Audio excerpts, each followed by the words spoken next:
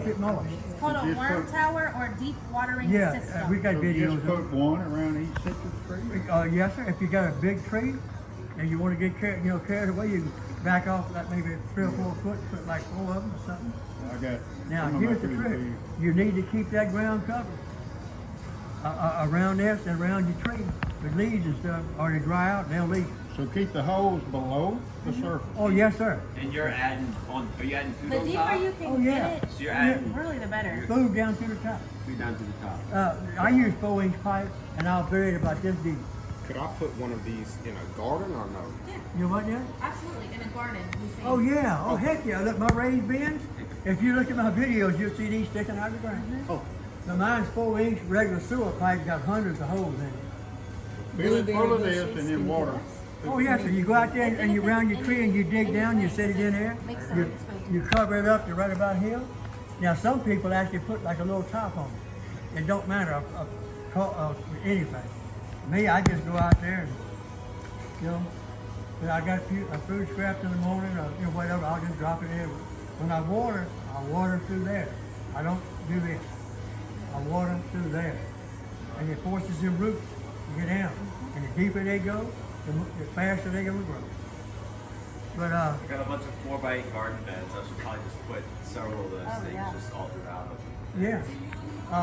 Instead of feeding the The worm. trick is, the only thing is, like I said, make sure you keep a heavy compost around your fruit trees and around that. Those red regulars won't run as long as there's food, right?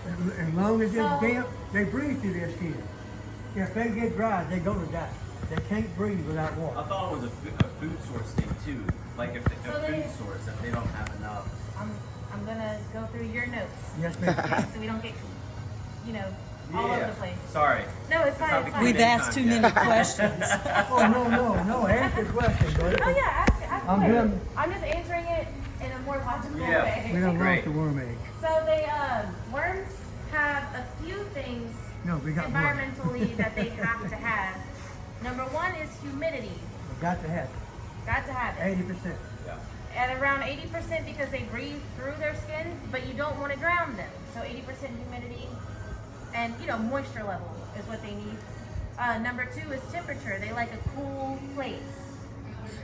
Nothing below freezing if you have them outside.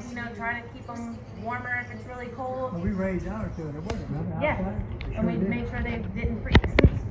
And nothing too hot. So, if you check this thermometer right here, it's probably a little warmer now, but it usually stays around somewhere between 50 and 70, around 60 and you're good.